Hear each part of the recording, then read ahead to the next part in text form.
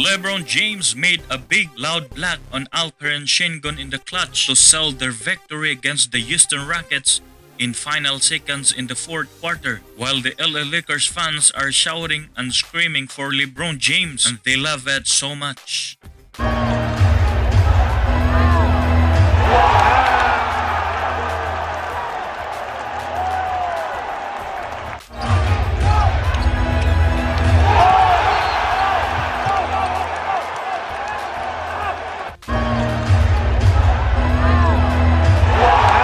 Lebron James is showing no sign of edging.